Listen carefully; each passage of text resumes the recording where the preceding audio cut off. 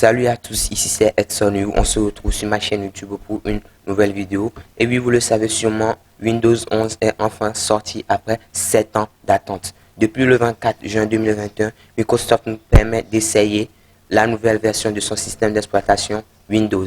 Et dans cette vidéo, on va explorer Windows 11. On va essayer de trouver les qualités, les défauts et on va voir si ça en vaut la peine de quitter son vieux Windows 10 pour aller au nouveau Windows 11. Commençons le tutoriel maintenant. D'abord, si on veut comparer Windows 10 et Windows 11, d'abord voir leur logo. Regardez le logo de Windows 10 et regardez le logo de Windows 11. Vous voyez, il y a une nette différence, magnifique. Après le logo, maintenant, on va voir la barre de tâches. Voilà, regardez bien la barre de tâches de Windows 10 et regardez la barre de tâches de Windows 11. La barre de tâches de Windows 11, elle est nettement mieux. Mais regardez-moi, je vais vous montrer des défauts. Premièrement, on ne peut pas personnaliser la barre de tâches comme on veut. Regardez bien. Si je vais dans Paramètres, Personnalisation, dans Taskbar ou barre de tâches en anglais, vous allez voir qu'on ne peut mettre la barre de tâches soit au centre, soit à gauche. Et ça, c'est un pas magnifique. Puisque sur Windows 11, on pouvait mettre la barre de tâches là, là, là, de n'importe quel côté, dans n'importe quel sens. Je ne sais pas pourquoi ils ont retiré cette fonctionnalité, mais si celui qui a créé Windows 11 m'écoute, ça serait bien de pouvoir modifier la barre de tâches comme on veut. Je profite aussi pour vous montrer les nouveaux fonds d'écran qui nous sont proposés par défaut. On a cette fleur, cette sorte de sorte, ce beau petit paysage, ainsi de suite. Vous le mettez comme vous voulez. Au niveau de la personnalisation, ça n'a pas trop changé. C'est exactement la même chose que celle de Windows 10, mais sauf qu'il y a beaucoup moins d'options. Maintenant, passons au menu démarrer. Voilà le menu démarrer de Windows 10 et voilà le menu démarrer de Windows 11. Moi, je trouve que celui de Windows 10 est beaucoup plus avantageux que celui de Windows 11, puisque sur Windows 10, le menu démarrer nous permettait d'accéder à nos applications rapidement. Mais sur Windows 11, on est obligé de cliquer sur le menu démarrer d'arrêt dans All Apps pour pouvoir avoir la liste déroulante de toutes les applications disponibles sur le PC. On peut aussi éteindre le PC et l'allumer avec ce petit bouton là. Si vous avez bien remarqué, ils ont ajouté deux nouvelles icônes. On va voir à quoi servent ces icônes là. Premièrement, ça c'est le Task View. Ça nous permet d'afficher les tâches de notre PC.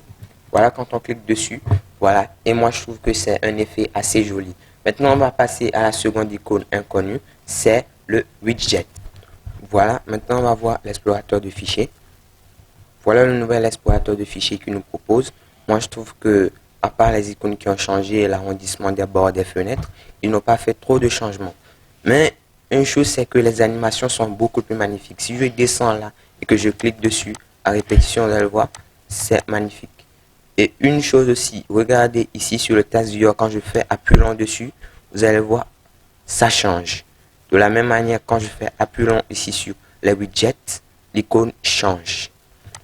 Donc, maintenant qu'on a vu l'explorateur de fichiers, je vais vous montrer une fonctionnalité de Windows 11 qui est totalement inédite. C'est que si je prends l'explorateur de fichiers, je la mets ici vers là, je regarde bien le carré, je la laisse. Voilà, vous avez vu qu'il me propose, je peux mettre l'icône là, ainsi de suite. S'il y avait d'autres fenêtres qui étaient ouvertes, je pourrais les mettre pour faire plusieurs écrans. Donc ça peut nous permettre de travailler sur plusieurs écrans en même temps. Donc on peut personnaliser le sens et l'ordre. Le Microsoft Store, lui, il n'a pas beaucoup changé. Lui aussi, on a arrondi les bords et tout ça. Mais l'arrondissement des bords, il y a un petit problème. Si je prends la fenêtre, je la glisse là. Si je veux la reprendre, vous allez voir, pendant un court instant, les fenêtres gardent leur état initial de Windows 10, l'état carré, avant de reprendre leur forme de Windows 11. Vous l'avez remarqué, ils ont arrondi les bords des fenêtres.